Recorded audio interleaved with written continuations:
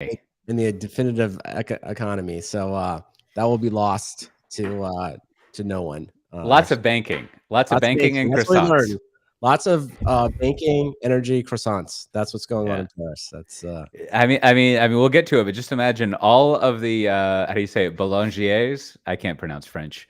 All the bakeries, like if their ovens go down and they can't remediate that, it's no good. So they need a lot of observability. I think absolutely. that's Gonna Well, be a they're totally a huge- distributed system. You just gave us the top 10, not a single bakery. Yeah, internet of croissants. I call that opportunity waiting for someone. They need to get in there. Kind of lock up the French market and croissants. You know, Yeah. Salt. Here Salt. was my idea. Now I know this is the streaming only portion. I know Matt Ray has a hard stop. However, I was thinking now, Brandon, you recently were sick with something, and I was thinking what we should do is we should tease it at the beginning. That if you want to hear about that, you have to go to YouTube and watch the end of the video, and then we can track if people actually go do that. How many people do it? All right. You see that? We'll do that then. So well, that just got rid of half the show. Well, I would say we'll do that at the end of the show. Like we'll end the podcast recording, right? all right. And we'll say like, if you want to see this bonus conversation, you've got to go subscribe to the YouTube channel. Okay. Like it. Watch it. All right. Well, we'll have some kind of YouTube. Yeah, we'll do it. We'll make it happen. All right. That sounds good. All right. Well, shall we start then? Let's begin. Sure. All right. Well, before we start, I just want to do a little thing here. Now, Brandon recently had the COVID, and he's fully fine and recovered as far as we can tell. But I thought what we should do is not even at the end of this episode, but if you want to see a discussion where I ask Brandon what that's like, you can go to our YouTube channel, Software Defined Talk YouTube.com. Is that right, Brandon? Just go to softwaredefinedtalk.com and you'll find it. You're on there. There's the YouTube links there. And look up the video for this episode or go to the show notes and you can see our discussion of it afterwards. So with that, this is what I wanted to open up with today. It's been a while since we've recorded. We're here in the August 2nd as we record, the traditional summer area. And I feel like I need some advice here because I think I've fucked up. I didn't make sure that we had some extensive planning around summer vacations. And so while Kim and I have had some weekend trips, which is nice because my mom's here, we haven't really figured out a week-long family vacation. So I wanted to get the advice from the two of you. What do you do when it's August 2nd and you haven't really planned out how you're going to have a vacation? Because I've got 5 kids to feed, right? And so, like, how do you manage this? What do I do? What are some tips? What should we be looking at?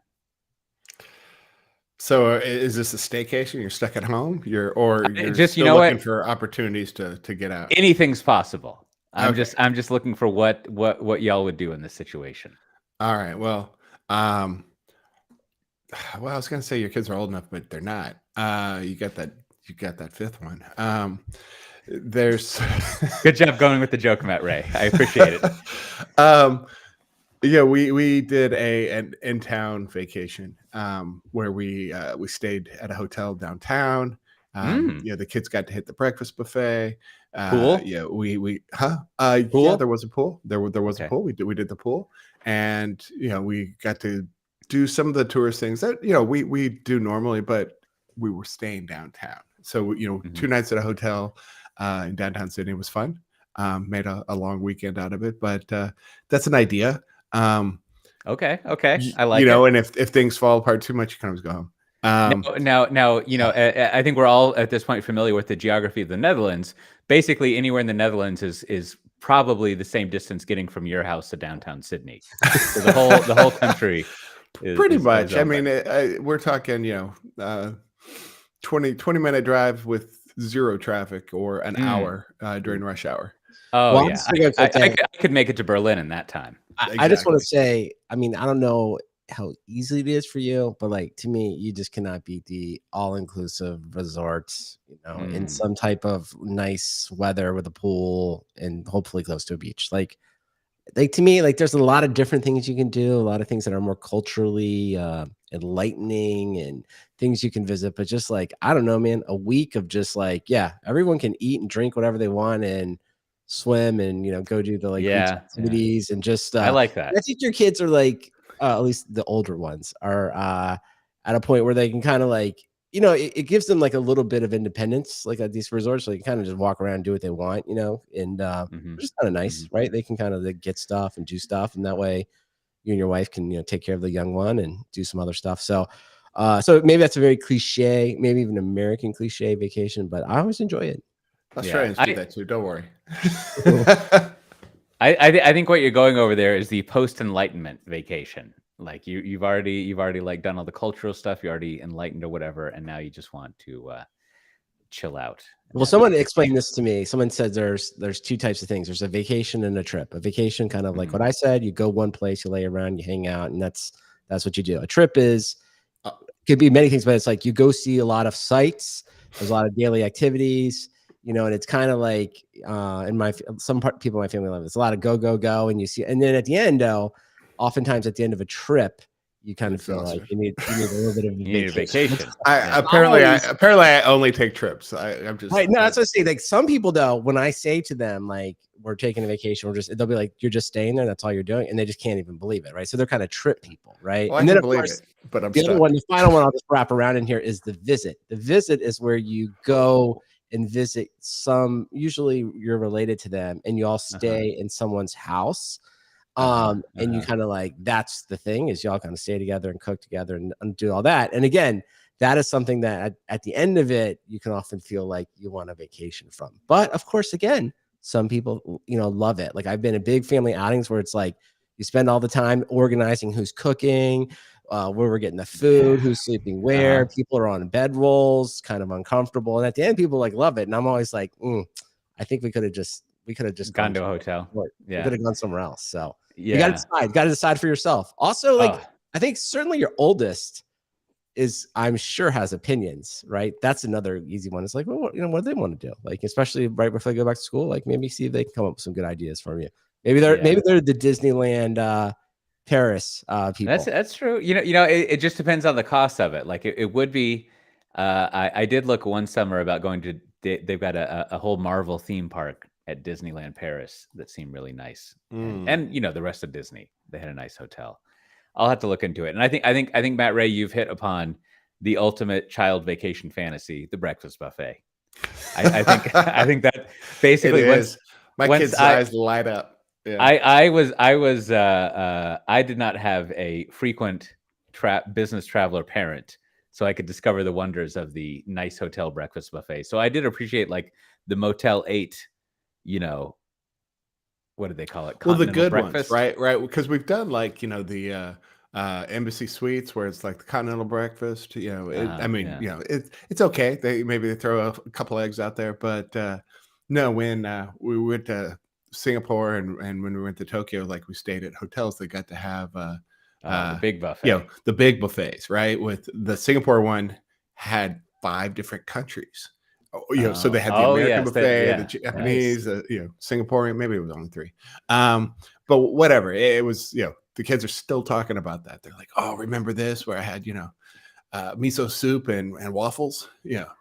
Yes. This is where I just make my pitch again for the all-inclusive. That's where you can, if at the right place, every meal is kind of like that. And I will say, I can't explain exactly why, but just something as a parent where the food is completely taken care of for the entire family, no doubt, for an entire week. Like, no doubt. It's just unbelievable how liberating it is. It's just like, get whatever you want, order it, call room service. Like, you don't like that other thing. It is just I don't know.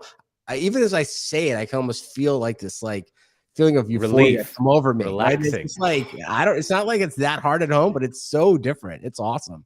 I get okay. So I think here's what I'm going to take away. I'm gonna go think about possible vacations. My kids are not going to value seeing one of the lesser known Starry Night Van Gogh paintings. Instead, they're just going to want to experience miso soup for breakfast. And if they only want to have a sip, they want to go have just like some pancakes, whether it's in the shape of like France or Texas or just round. Like they won't care. They're going to want the pan.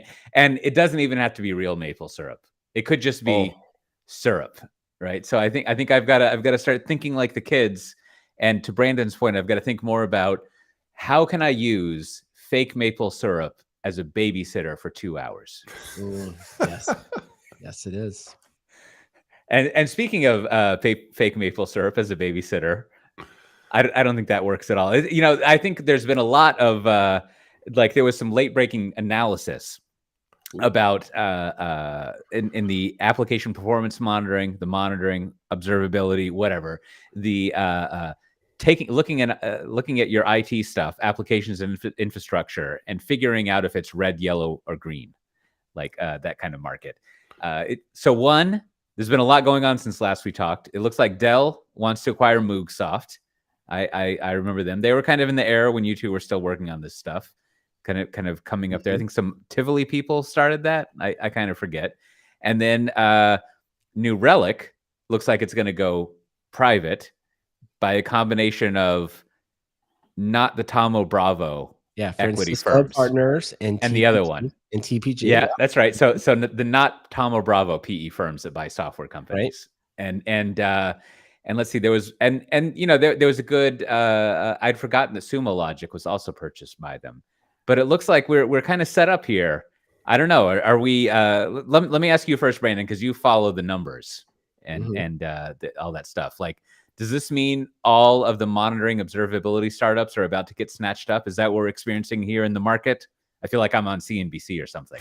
Well, I definitely think the ones that are mature with like big good revenue streams, and clearly New Relic and Sumo Logic and Moogsoft, I'm going to put all of them kind of in that same category. So I think what you kind of come down to is, I think we should maybe step back a little bit and just say, it's like, remember last year it was like, oh, the recession is coming, it's the end of the world, everyone has to be fired. So we lived through that, but then it turned out, looks like the recession is not coming, soft landing, as they like to say. So stocks are now up again. And so people that have money, like these large private equities or Dell, large strategic buyers, are sort of like, okay, how do we put this money to work? And one analyst was basically saying that the best way to quote unquote play the cloud, right? To, if you will, get a piece of the cloud revenue, if you can't, be AWS or GCP or Azure, is to buy one of these, monitoring startups, observability. Now, I don't know. Listen, we've been at this game a long time. It's like, I've heard that kind of pitch before, but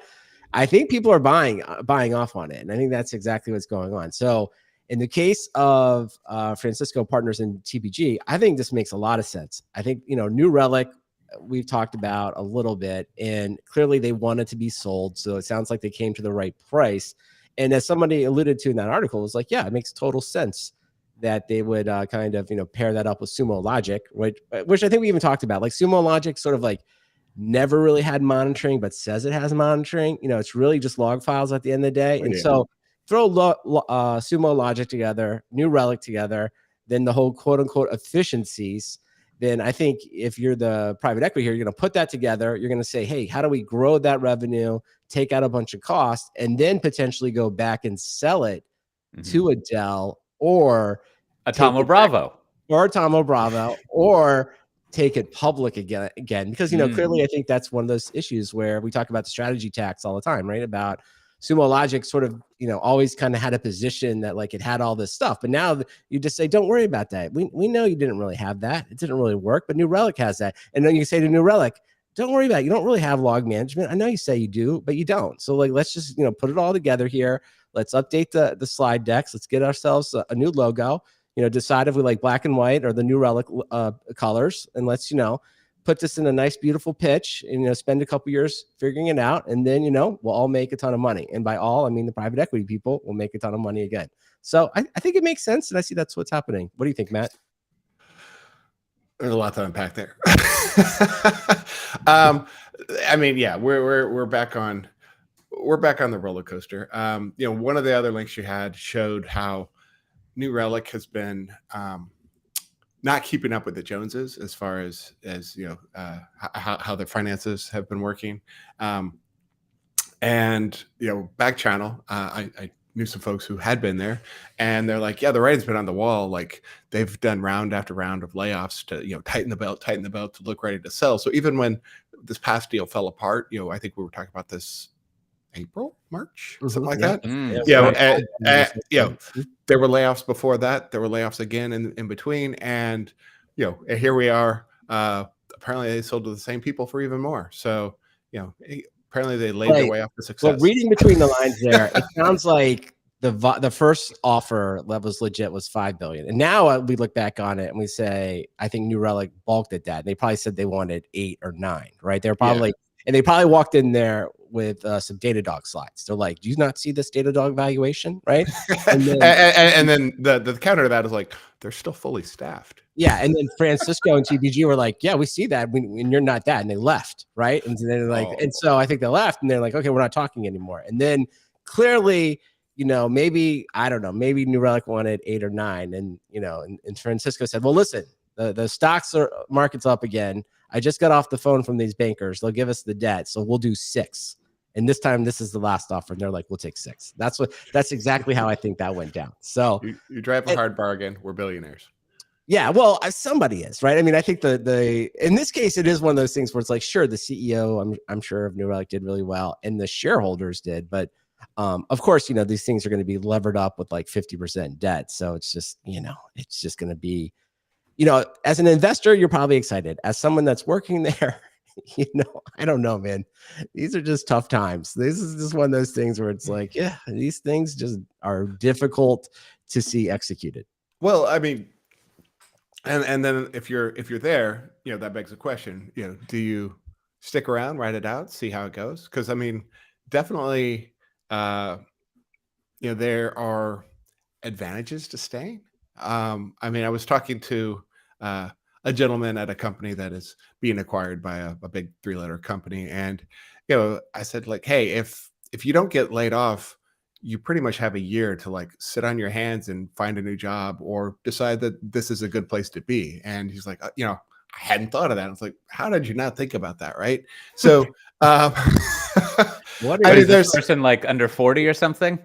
Probably around that age. Right. And so, well, there you go. Yeah. But they'd been at this company being acquired for like 8 or 9 years. They were early stage employee, and this company is being bought, and they're like, what am I going to do? And I was like, well, you have time. These acquisitions as an employee, as long as you don't get cut immediately, which sadly is going to happen if you are probably legal, sales, marketing.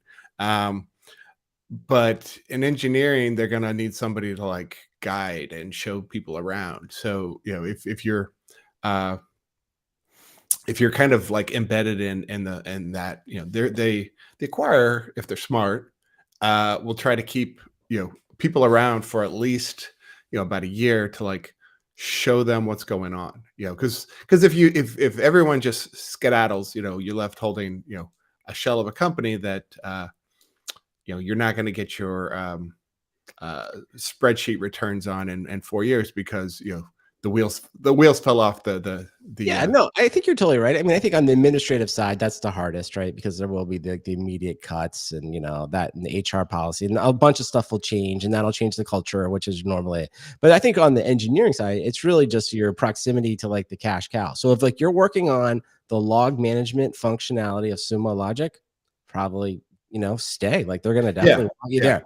If you're working on the APM or infrastructure monitoring of Sumo Logic, probably you either need to go work on the New Relic stuff or go work. You know what I mean? You kind of have to have this heart-to-heart with you. Or you can do what you said, man. It's like, well, they're not going to kill it today, but you kind of know long term they're going to want just one, right? They're going to want to like consolidate this stuff. So, and is that the kind? I mean, that work, it can be a good place to work. Maybe it's people you like. It can also just be a lot of backbreaking meetings, a lot of arguing, and a lot of training your replacements, that, or just sort of like winding stuff down. And that's where people like, maybe that's just not what you want to do, right? You're just and the ace of the hole for this guy was, he was Australian. So I was like, how long have you been there? Do you know about Australian labor law? Yes. You got a sabbatical in your back pocket. So things get too hot. Boom. 6 months sabbatical. And that gives you lots of time. We should talk about a little bit Moogsoft, because I mean, Kote, you've got, I mean, I don't know. I mean, this is sort of obviously you have a little insight into Dell, but I also think this, this is one of these things, these acquisition playbook. We see it all the time. It's the large company acquiring a fairly mature technology, and the hope of course is that there's going to be synergies, right? That like Now the Moogsoft SKUs go right on the Dell price list, and all the Dell reps just run out and sell it, right? And it's like that's always kind of the high level conceptual pitch. And then I would say it works like 50-50. Sometimes it's like a product that really does sell, and other times it's like the new reps don't want to sell the new product, and the new product people don't want to work with the new reps. And you're like one day into it, you're like, why did we do this? Everyone hates each other. So I don't know. Hopefully at Dell they figured that out. They had that meeting before they closed the deal. What do you think, Kote? That would be the you described it well, right? And I think I don't know Moogsoft business anymore. I don't know if I ever did, but I haven't followed them closely. I was kind of delighted that they are still around with such an odd name. They always stick in my mind. And I think there's some European guy that I know who actually worked there for some time that I used to talk with. Anyways, yeah, I mean, I don't think Dell has like an ongoing software business currently because they divested of Quest. Right? Yeah, like they sold Quest off and all these other things. Do they still own Boomi? No, Boomi is now owned by another PE firm somewhere. Of course it is. So Dell completed its I think, is it second? I don't know. I freak like it completed its last round of wanting to add on being a software company, which I was involved in at my short stint at Dell. So I mean, I guess acquiring Moogsoft is like another kind of like starting up wanting to get into software beyond hardware. And like having looked at many of these types of acquisitions or this general thing over the years here on the podcast and otherwise, like, and then especially looking at Dell, like I remember I wrote a post about something like this when like Cisco was acquiring some software companies and saying they wanted to really get into software. I looked it up. It was a long time ago. And I think if you're a hardware company and you want to become a software company, like this is a very instructive like situation here. And I remember once hearing that at Dell, you would not believe the amount of money they make off of backpacks, like profit that they make off of backpacks that you just attach, I guess literally, but you just like have as part of a sale as a laptop, right? And so it's just like easy money, right? Like if you go to Dell.com and you kind of look at like you're here to buy a laptop and like what else are people going to throw in? And you like, kind of $50 for a laptop bag. Is that reasonable? Okay, I'll get one. And you're like, sure. And it probably costs like $4. Yeah, whatever, right? So it's like even if you're not selling a lot of them, it's a lot of profit. And in my mind, like I mean, I think I've said this around here several times, is like if you're a big company acquiring a smaller company in the tech world that's not exactly in your area, or even if it is in your area, like I think your number one concern is like, how do I get my existing sales force to sell this, right? Because really, like that's what you're going to struggle with, right? And it's also going to be, as Brandon was saying, a huge part of your assumptions about your return on investment and blah, blah, blah. Is just like, oh, we've got however many thousands of salespeople and they're just going to sell this thing. And like that very rarely works out. It's just weird. I do think I'd love to know why. Like, I guess I'd answer my own question there. Is I guess Dell wants to have some of the software premium, right? Going on. You want to get some of that cloud premium in their stock price. So I guess that's why they do it. But it just feels like they have bought and sold, and really I should say bought and divested so many software companies over the last 5 or 10. I mean, I think we follow this closely and we would have a hard time coming up with like all the security stuff. There was like RSA and that's been bought and sold, and as I recall, they also owned VMware at some point. Good point. And it's just like I don't know. It just feels more like just this financial machine, right? And that's why I always just wonder, like, do they have experience, really adding on and selling? Because like the VMware one, I guess is the most obvious. It's like maybe they just got so profitable they felt like they're spinning out, but it just feels like, well, that was a much more natural attachment than just Moogsoft, right? So that is a blind spot that I have that I'm always aware of is I don't know, and this is for all big entities acquiring other things, whether it's private equity or whatever, is like I don't understand the business side of acquiring companies for financial stuff. And I'm hesitating because like I feel like it edges, like not understanding it, it edges me too close to like conspiracy theory things, right? Like, oh, you would just do this thing so you could do this thing, so you do that other thing. Right. Whereas You it's can just stick all your debt in there and hide it. right. Where that just sounds too like I mean it's like the whatever the opposite of Occam's razor is, like, you know, the tinfoil hat of complexity is just like, no, that's, you know, or you know what else you could do is just like buy more backpacks to sell, right? Like it's just like that doesn't, like that kind of complexity of like M&A conspiracy thinking like shows that someone who thinks it doesn't realize that the number one thing you do in strategy is try to make money as easily as possible. Right. And like, Right. so you're not Cover going all to your bases. complexify it. Make sure, like, you know, nothing's going to bite you. Like, you know, Right. oh, if we lose 80% of the employees, what happens? Yeah, exactly. And so to Brandon's point, right? Like in this kind of situation, and I would look at this as in a similar kind of structure, is like, you know, what you're not like, I'm going to assume Moogsoft isn't like a, you know, $30 billion company. It might be they were trying to buy Datadog, but so it's probably like, you know, not gigantic. So it's a small company. And like my thinking is, if you're acquiring a company like that and you're not buying them for features, right? Like you're not buying them for the technology, like all you can really hope for in the first 1 to 2 years is to just make it so you can sell more backpacks, right? Like that's the whole thing. And so like, and that's the great thing about like Dell buying infrastructure software companies is it makes sense on the executive agenda slide, right? Like we sell however many PowerEdge servers or whatever, and this Moogsoft stuff monitors PowerEdge servers. Everyone who buys a server wants to monitor it, right? And so like that is totally cool. But then it all comes down to like, all right, like day one or whenever you can legally start doing this kind of planning, like all we want is there needs to be one of those HTML checkboxes when you buy a server that says add Moogsoft. What do we have to do that? That's it. Like, I don't want to hear about ERP systems or SKUs or prices or like regional, like GDPR. No. I want a fucking checkbox on the page and you click it and then I make $50 more, right? Like that's it. I want to buy it like a backpack. So I think that's definitely true, but I have had this long-standing theory just because living here in Austin and like based solely on the unscientific sample of just people I meet and know from Dell. And like, I'm going to say 80 to 90% will say they work in finance.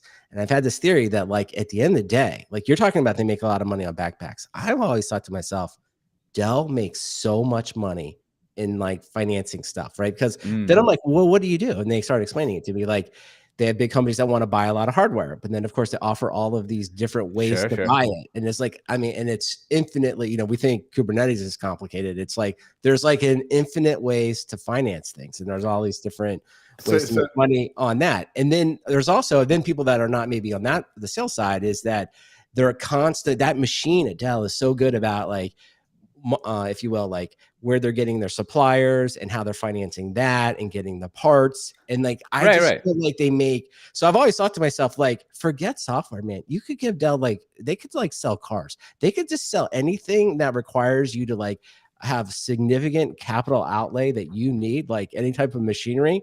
Because that finance machine to me, I'm always like, I bet you it's just like billions of times upon billions of dollars in just financial transactions. And that to me seems like the core competency of Dell. That's what I'm. I mean, well, so one, I mean, I think as they call it, is it DFS, Dell Financial Services? I think they do make a significant amount of money, right? And and like all, not like all, but like most banking, it's pretty much free money. Right? Like you don't have to like invest much into it. It's just like you take on the risk and you invest like the basic costs. And so like, you don't have to like manufacture financing. It just is there. And then I think the other thing that to think about with something like this, why Dell or other companies like Cisco, who's kind of done this, or other hardware companies, is like the older they get, the better they are at what they do, as you're saying, the more of a machine they are. and then kind of not paradoxically, but counterintuitively, the less money they can make because they're just like, yeah, we've gotten all we can, right? Like I think analogously, like the insurance industry, it's just like there's only so many cars you can insure. And so like you can't do like after 80 years, there's no more cars. No, Right? sure. And so Go like back to the Dell EMC. Like obviously they bought EMC way back, and that was probably super profitable because I know that storage devices, right? When right, that and was it was hot, enterprise so, storage, so you mark it up because it so that was works. probably like a lot of financing. But you're right. There's probably like there's just not as many. Probably they would tell me just like you're telling me. It's like, yeah, we would go buy more of those hardware companies, but they don't exist anymore. Right? There's no more backpacks to buy. They got to lower backpacks. Oh, it's too funny. And so like I think that's part of the allure of a company like Dell always getting into software is like we need to enter new markets, right? Because we have to grow we've got to get more TAM pools, more total addressable market, because we more or less know that like because we're such a very well-run machine, if we're good in a business, we'll take anywhere between 10 to 20% of it. And so we just need to get into the business and run it. And that's where that's why I keep joking about backpacks is like the machine can sell backpacks, right? And so what you have to do is find new markets that you're not already in where that model works. Whereas if you want to like build up a new part of the machine that like, I don't know, like it would be kind of nutso if they were like, you know what we're going to do? We're going to get a software developer. Maybe then what we should pitch to them is like, I think Moogsoft's like going to be too complicated because you know how these meetings go. The sales reps are going to be like, yeah, I just need the price list and the SKUs. And you're like, it doesn't work like that. What I think that maybe they should do on the software side, maybe they should like try to pick up like a Zoom where it's just like, yeah, you want like 25 totally 200 Zoom licenses. Yeah. And then you just you're just talking to the finance people. It's like, yeah, you know what we can do? We could throw this in with the servers and we'll stretch this out and we'll make, this go here. Have an adjustable rate mortgage on it. Yeah. And it's just like, it's just all finance. It's like, yeah, you know what? It does make it. We can buy Zoom cheaper we can somehow pay you more money, but we get some type of credits on the back end and it's all going to work better. And I just think like selling Zoom is just like, you just ask people if they want it. There's no no long sales cycle about Moogsoft and APM and why it's important. And like maybe Moogsoft is that like, turnkey of an application that, we just don't know. Yeah. I don't know. Listen, maybe it is. Good luck. I mean, I would say there is plenty of history though. Like we've seen a lot of software come and go out of Dell. And I don't think it's all because it was like selling so well, they got rid of it. Right. So I just think this feels very, do we know the terms of the acquisition? I mean, maybe this was like, a fire sale. I do not think we've seen that. So yeah. So maybe they're like, look, we only have to sell 50,000 backpacks and this thing's gold. Yeah, maybe sure. Maybe it was. Maybe at the right price. It's like, yeah, we sell it, we keep it for a year, and then maybe you're right. Maybe this is part of a larger financial transaction. I mean, you two are getting to it. Is like now, it's a shared responsibility between whoever the I forget the term you use for this, whoever the executive in charge of the acquisition is at Dell, and then the Moogsoft team. They're like, let's get a fucking backpack, right? Like if Moogsoft doesn't have a backpack, they need to come up with some, right? Like they can have their existing, like normal, as we would understand it, software business where you've got like, you're either doing some product-led growth business of some funnel growth hacking nonsense, or you're sending out a big, in-person enterprise sales rep to kind of like hunt, go up the elevator and hunt something out. You can still do that, but you'll need to add a third thing, backpacks. You got to have that. And then you will get the synergies will be achieved. That's the new. The only way this story has to end is in 3 years. The what are we calling it? Sumo Relic gets spun out of this private equity thing and sold to either Dell or some other large company. And then after that is done, is Francisco Partners and TBG, they buy Moogsoft from Dell, and the process repeats. That will be the natural end to this entire, or whatever Wiley 3.0 company the new Relic guys have started. Yeah, I'm sure that's out there too. Yeah, eventually that's probably, you're right. That's probably already happening right now. Yeah, we could call it Moogly. That's almost like the jungle story. Please don't. We got some Moogly up on our servers. Well, speaking of transformations, I think I think since last we talked, and there's been a lot of interesting action in government IT. And I feel like as ever, we have waited yet another year too long to put on our legacy conf. Or maybe, let me put this on its head. Maybe we're waiting the exact right amount of time, because now we'll have case studies. It looks like the U.S. Federal Reserve is activating instant no pay transfers, otherwise known as European banking, which is fine. And Australian, yes. Yeah, and the rest of the world banking, we've got that going on. I just saw today that the IRS said by like 2020 something, you'll be able to be completely paperless doing all of your tax filing. And I think we've heard some stories about passport applications. It turns out, like, if you want a British passport, you should be in like Toronto for it to be faster or something. I forget the exact story, but it was my old friend. The Federal Reserve. So FedNow, I've just kind of a little bit of homework for the listeners, is that I looked it up and said it is live in here in the United States, because we have a lot of banks. We have, I don't know, thousands of banks, which is unlike most other countries. So right now there are 36 banks participating in the FedNow thing. None of the banks I bank with, I have not been able to see it actually in like a website or anywhere, because I was like, but I'm not, none of the 36 banks are banks that I personally use. And so there are a couple of big ones, like JP Morgan is on there, but no Bank of America and no Citibank. So there's Wells Fargo. Wells Fargo is the other big one. All right. So we're getting there. Until you get, I don't know why. I don't know who's in charge of recruiting. It's like, it seems like you would get Bank of America and Citibank. You'd be like, we got to have them, right? Because you got to have the top four. But they're not there. So I don't know when they'll eventually show up. But because I guess what I'm waiting for, and this is what I wanted to ask the listeners, is like, can anyone log into their bank's website and see a way to initiate a transfer using FedNow? Like, because that's my I think right now maybe it's only, I don't know. This is where I just don't know. Like, this is a part of like, they declared success and they rolled it out, and it's like, does that just mean the banks can only use it amongst themselves? And like, when will I be able to, if you will, quote unquote, Venmo someone using FedNow? So if anyone can do that, find us in the Slack, or just send me an email and just tell me like, yeah, you did it. And like, I'd love to hear about the experience, good, bad, whatever. So what you're saying is the University Federal Credit Union doesn't have this yet, Brandon? Did you look them up? I did. They were not on. Well, I just had to look. Like, I got an email from my Australian bank yesterday. Like, oh, we have a new pay service. They've essentially introduced like PayPal for themselves. Where the vendor can just send a link, and the bank will like intercept it, and I can just be like, pay. So like I don't even have to set up the payer anymore. Or the receiver. Well, that's what we want. That's what here in the US. Okay, You have it. So in 10 years, America, you got that to look forward to. All right. Now, well, that one. So I'm going to give them credit. It happened. They got 36 banks. That's a lot more than I ever thought would actually happen. So hopefully people do it. Now, the other thing I want to throw out, give kudos give credit where credit is due. I was flying and I came back through the United States through Global Entry, which I've used many times and always liked it.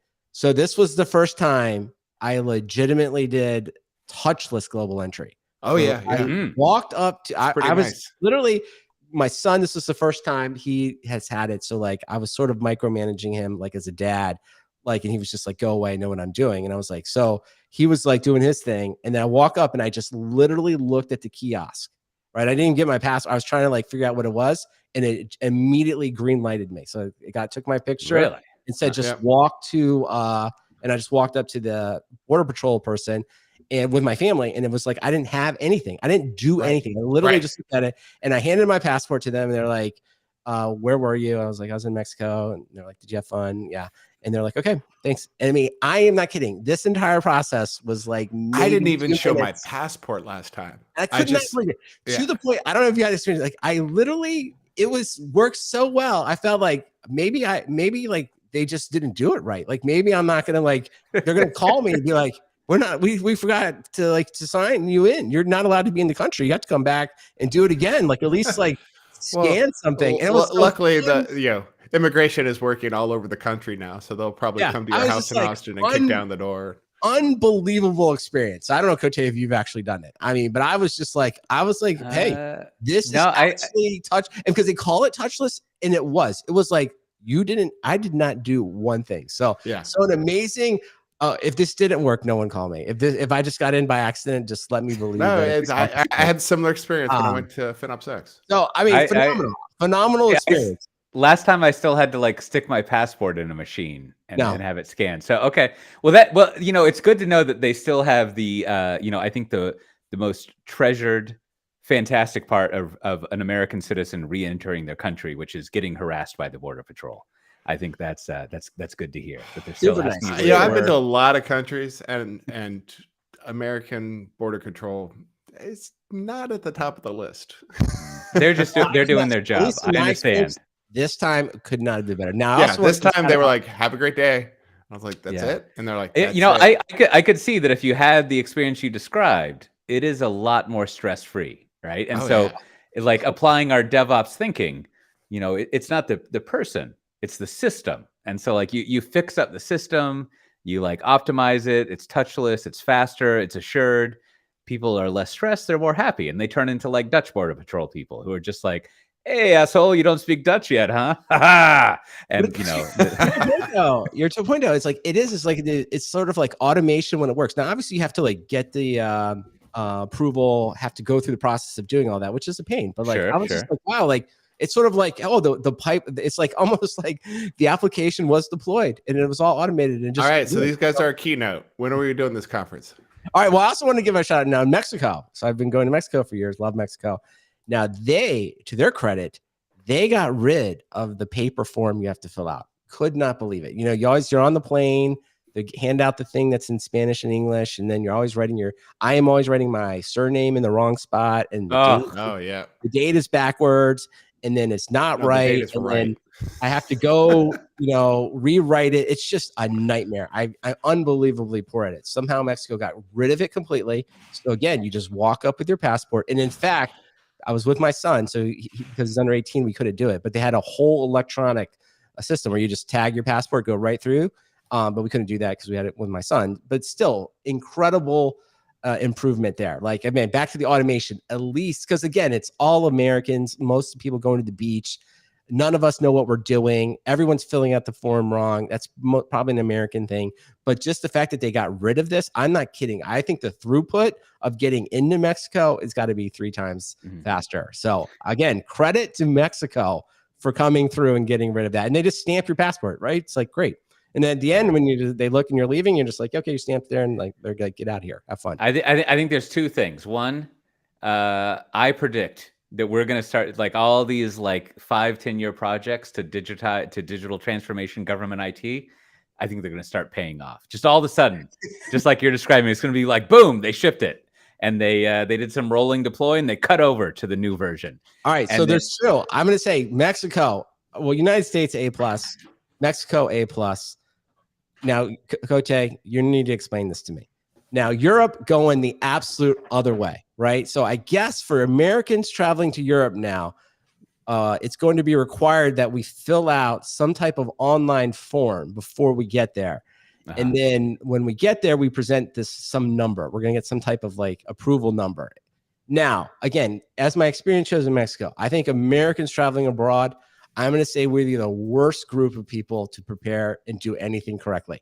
Absolutely. And so the fact that Europe is going to expect that Americans are going to remember to fill this form out, have the number when we get to Europe, and are prepared to enter the country, I mean, at best, this is going to be 50%. So, Coach, when you're at the Schiphol there, the airport down there, I expect you're going to see a long group of Americans trying to like do some type of mobile application to get this weird number that no one told them to get, or probably everyone told them to get and everyone ignored. So it's going to be a rough couple of years. Yeah. So I don't know what's going on with that. I don't know, Coach, if you've seen this. Now, I think what the airlines can do here, this is where some software could help them, is each of the airlines, if you remember, during the COVID times, I flew on a couple of different airlines around that time, and they had varying ways of checking your documents, right? Like some of them, it was just like really easy. Everything was fine. Other ones, I remember having to go to like a Salesforce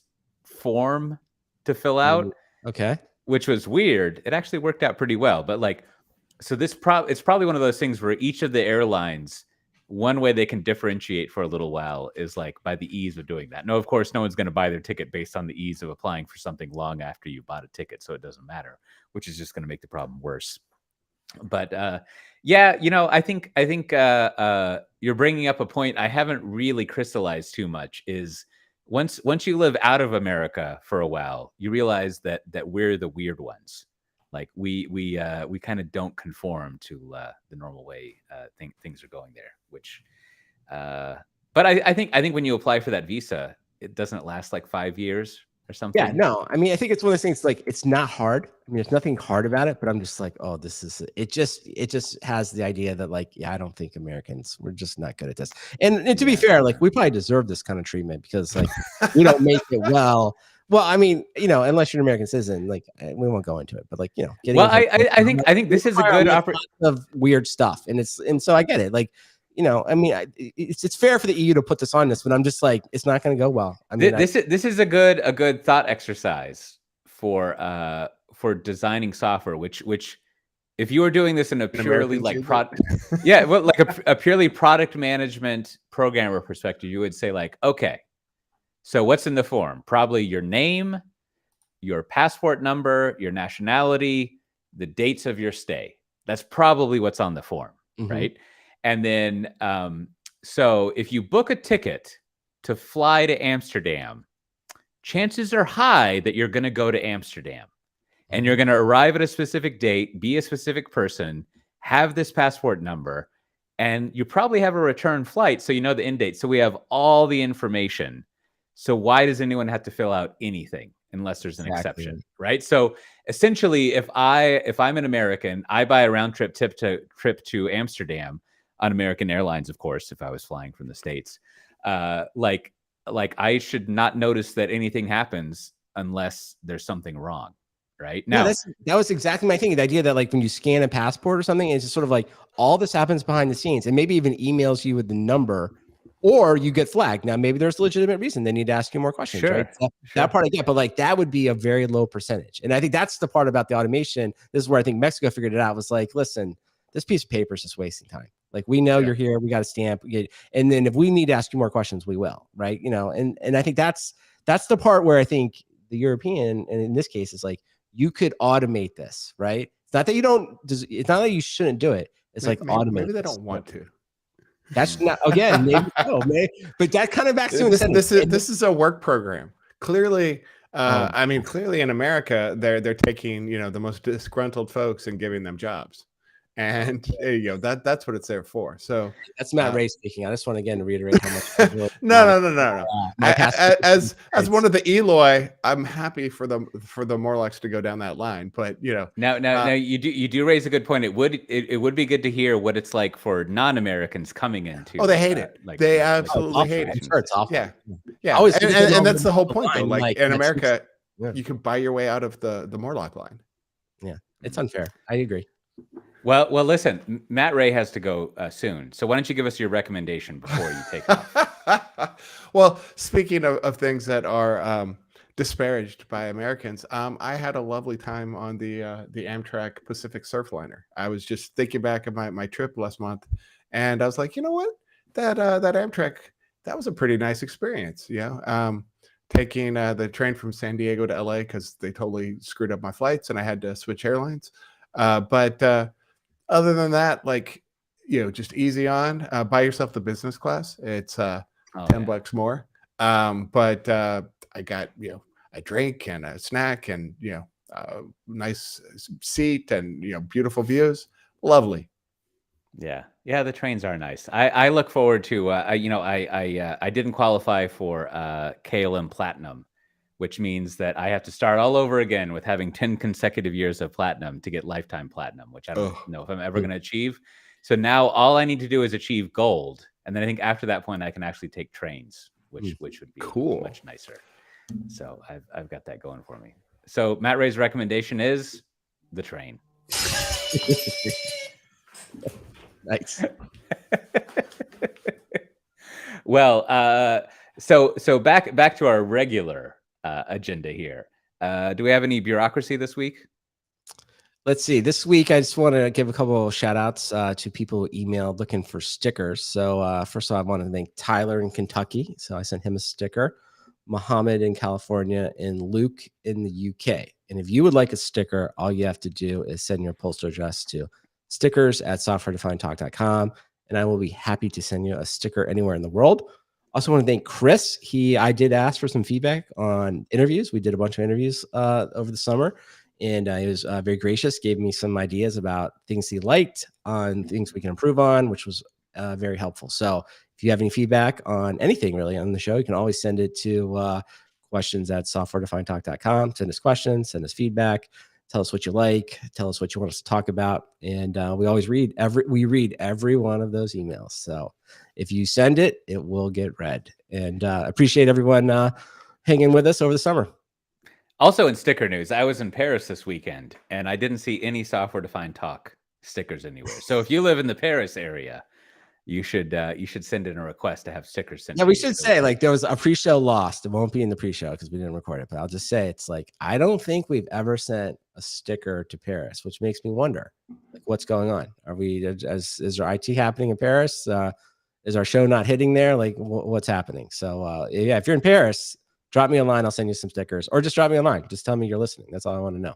Yeah, I'll have to. We'll have to go look at the charts, see what the downloads look like from the IP addresses and things like that. Well, there's also several conferences going on.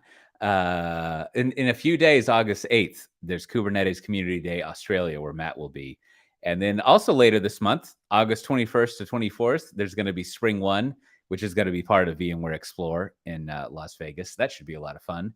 And later in November, there'll be another VMware Explorer that I'll be at. You've also got DevOps Days Des Moines coming up September 6th and 7th, where I'll be speaking. I don't know if I've ever been to Iowa for a while, but I'll be there. And then September 18th and 19th, there's the Shift Conference in Zadar, Croatia, where I will be as well.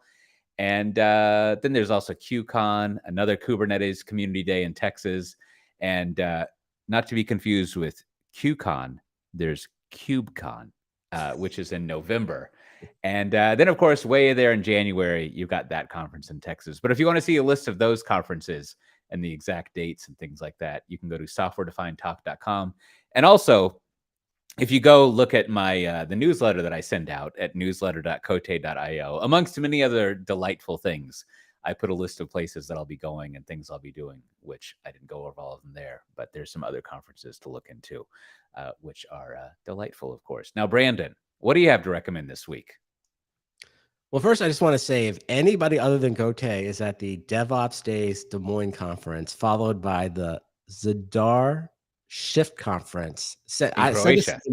In Croatia, right? That's okay. Send me an email. We'll send you some extra stickers. That's an incredible back-to-back. Just looking at the list there, I was a little stunned. I was like, that's okay. That's two different places. That's definitely two different places. So that's like when I was in Riga, Latvia, like one day, and then 24 hours later, I was in Kansas City. And my luggage got lost, so I had to wear the same shirt.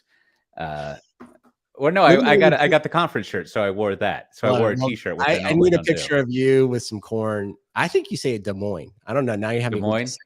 What did I say? How to say Des Moines, Iowa? I don't know. Now I don't even know. But yeah, so get a picture of some corn, and then I don't know what's in Croatia, but get a picture of their local delicacy. There's beautiful beaches in Croatia, and they filmed a lot of Game of Thrones there in Dubrovnik, which I probably also mispronounced. Well, for those maybe not listening internationally, I'll clue you in. There's no beaches in Des Moines. 0 beaches in Des Moines. So there are no beaches. So that's probably true. Well, your travel itinerary, Cote, is fantastic. I love it. So my recommendation this week is a show, Full Circle, directed by Steven Soderbergh. I think it's 6 episodes, and then on Max, as they say.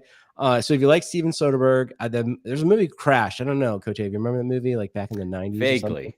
It's I was gonna say it's different. It's not kind of the same thing, but kind of in that style, right? Sort of like a lot of characters, lots of stuff happening, lots of overlapping kind of stories, which was interesting. So I enjoyed it. So if you're looking for something to watch, check out Full Circle on Max.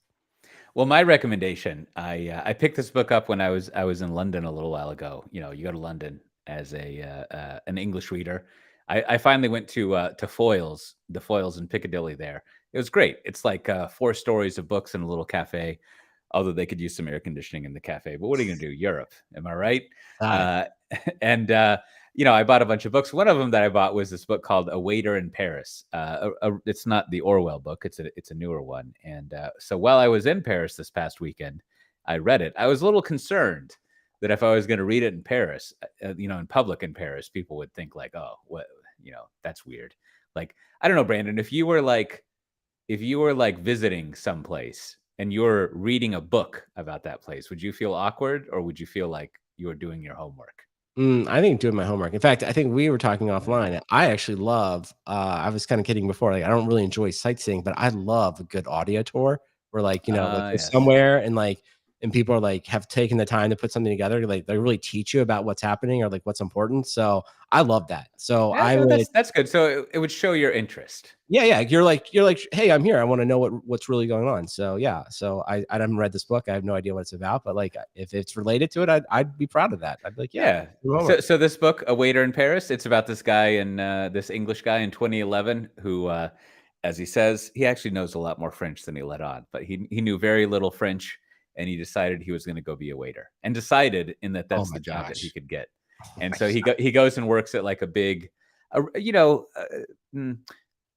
a formal fancy French restaurant, and there's all sorts of fun stories in there. So Oh wow. Okay. it's pretty good. It like I think it's good. It's very well written. The only flaw in it is that, and I only say this because we comment on this every now and then. Like sometimes it feels as if each chapter is too self-standing enough that it was written as if it might be excerpted for a magazine article, right? Like Mm, there's a little bit of summaries and background of characters that you've already heard about. Now, on the other hand, I was thinking, but this writing style also makes it really easy to read because if you've forgotten who this character is, now they kind of reintroduce and tell you who that character is. Now in contrast, I've been reading some how do you say it? Like John Le Carre, like the spy guy, like who wrote like Tinker Tailor Soldier and all these oh, spy okay. Yeah. books. Mhm. And that guy does not help you with the story. So I think I might appreciate some of the Even repetitiveness in the of movie of that, I was confused. And that was just a movie. I could like, and I was like, who is this? What's going on? Yeah. yeah. Yeah. Watching the movie after reading the book and vice versa, I think is helpful just to kind of Mhm. plot out what's going there. But A Waiter in Paris, fun book, very easy to read. It's rewarding. You should check that out. Well, as always, speaking of things that are rewarding, this has been another episode of Software Defined Talk. You can find the show notes for this episode. It's been a while since we've had the three of us together. So there are many interesting news stories you can go check out if you go to softwaredefinedtalk.com/426. That's 426. And you can also find out how to join our Slack channel where there's all sorts of great conversation going on. If you go to softwaredefinedtalk.com, you can watch find a link to the videos where we record this and all sorts of other things like that. And with that, we'll see everyone next time. And remember, if you want to hear about Brandon's adventures having the COVID, you got to go hunt us down on YouTube and you can watch the rest of this broadcast and make sure to subscribe to our channel. Why? I don't know, because bigger numbers are better than smaller numbers. Bye-bye. Yes. Bigger numbers are better than smaller numbers. In fact, last week's episode, I don't know. I'm real interested to see this one. Last week's episode, I don't know. I don't know what happened. Like I've never seen response to that. Oh, right. Because So, the Python like to the downloads. point of like, I think maybe the system was just messed up. So I'm interested to see how this week goes. So You got to send an email to Dan Benjamin, and he'll reply back and be like, "Huh." yeah, that's exactly right. That is all the feedback. It's like, yeah, I'm not sure. Yeah, He'll just reply. He'll did you do do the this? infamous just a question mark. and then he'll just be like, "Wow, did you reboot your computer?" You're like, "What does that have to do?" That's like I'm talking about your system, huh? Cool. Thanks for the email. Yeah. Well, we kid. It's a great system, a great Okay. service. We've But used it for like decade. We gotta be, one of the better yeah. longest standing customers, if not one of the largest. I So mean, that's the great thing about Dan Benjamin's customer service with Fireside is it works pretty much. So mostly his replies are like, I don't know, either something's broken or it's not. And if it's not broken, have a good day. I know we need to look very in. efficient. I always wonder if he's gonna shut it down one day and leave us in a lurch. I know that would be terrible. Did I ever tell the story here for public of I tried to get Fireside signed up as an official VMware supplier, which sure that went for well. anyone who's never gone through this is just a bunch of necessary. It's like it's a questionnaire of things you have to like answer about. Right. And yeah, and it's totally cool. You've got to do like a privacy report, and it's all just attesting that things are good.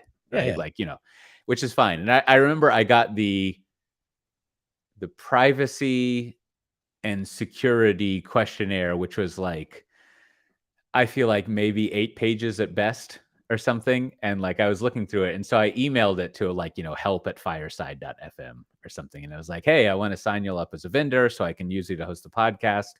Can you fill this out or help me fill this out? And this is the best reply ever from our friend Dan Benjamin. He replied back and he said, I'm a company of one person and I don't have time to fill this out. And I was like, done. I understand completely. This is great. I'm not working with you.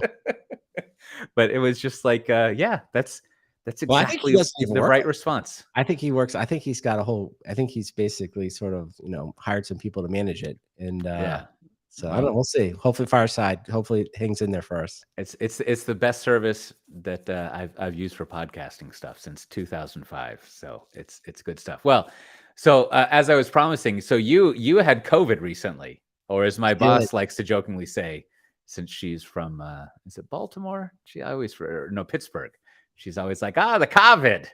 So so what was it like? Now you got this when you came back from Mexico. Yeah, I was on vacation. I guess that's why we ran the interview. We had an interview, but I couldn't go last week. I as you know, Cote email or Slacked you and Matt. It's just like I'm just tired. So yeah, I mean it's nothing really that exciting. Until I was just like went to Mexico, felt fine, had a great time, got back. In fact, my son got back on like a Saturday evening, and my son is here at home, and so we're just hanging out. And he felt like I felt hot, so he took his temperature on Tuesday.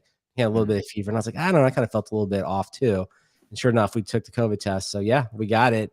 Somehow my wife with us the entire time didn't get it, and then they basically say it's a 10-day process to kind of like if you will go from like the very beginning to like hopefully it kind of exiting your system. And I would agree, like it's taken me almost every bit of 8.5 days to feel pretty good. And in the middle there, I mean, and I guess fully vaccinated and I've had all that kind of stuff. So it was just a kind of like a miserable kind of flu for 4 or 5 days, right? Sort of just a lot of, for me, it was just like extremely tired, just a lot of drinking liquids and really for the most part, just sleeping. And so, yeah, I don't know. Now, it's one of these things, recency bias here, because then now sort of like I'm more aware of it. So I'm hearing about more people getting it, but it's also like, I'm just kind of maybe more aware of it.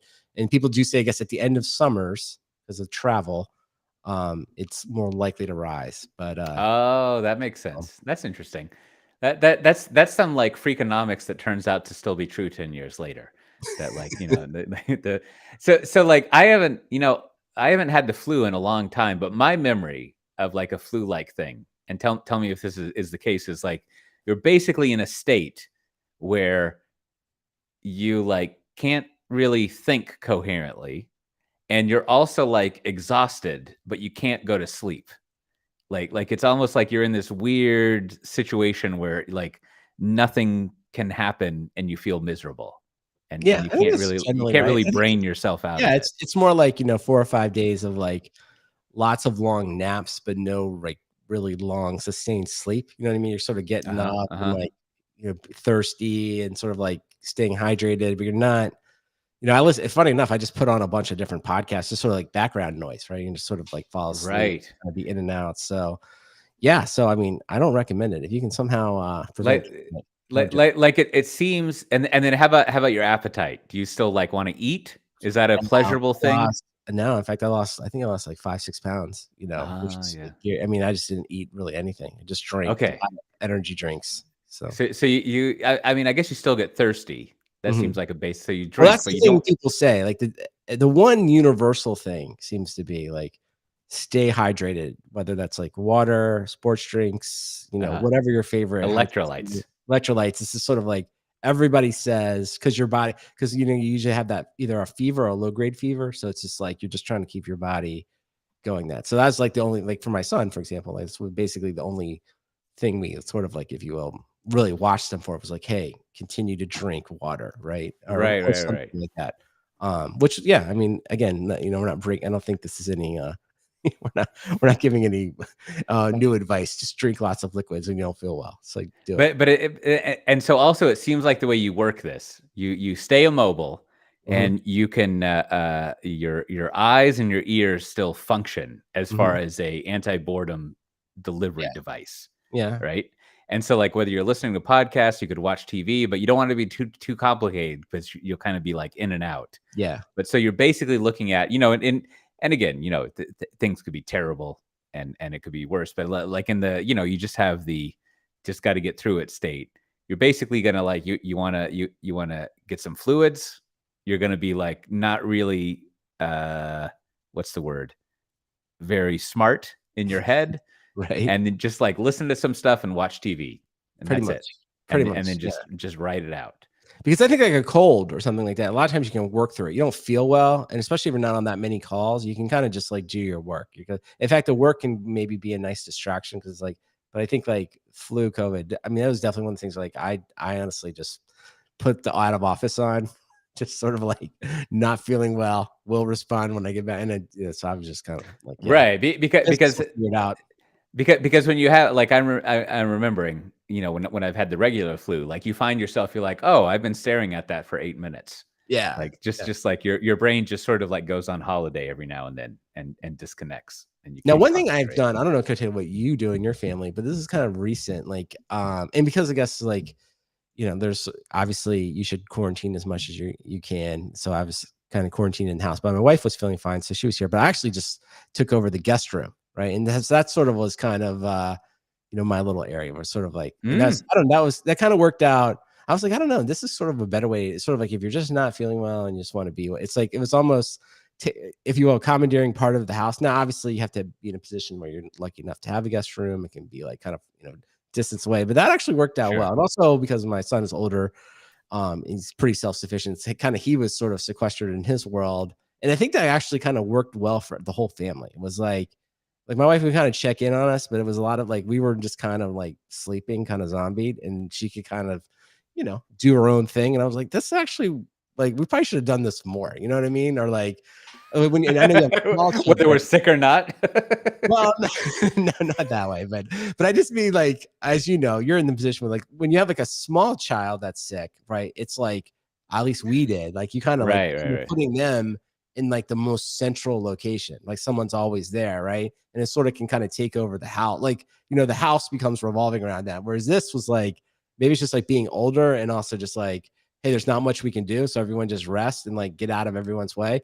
Um, it worked well in this case. So I don't know. Maybe Yeah. it's So new. so I don't know if that's new, but it's just helpful. so So my two older kids both had COVID at some point, and we quarantined them to the room. I mean, of course, we would like go in there and like, make sure they were still alive of and bring course, them yeah. things and stuff. Mhm. But like it was, and it's almost like, I mean, they actually weren't that sick, but like having to quarantine in your room if you're not that sick is kind of like a snow day for a kid.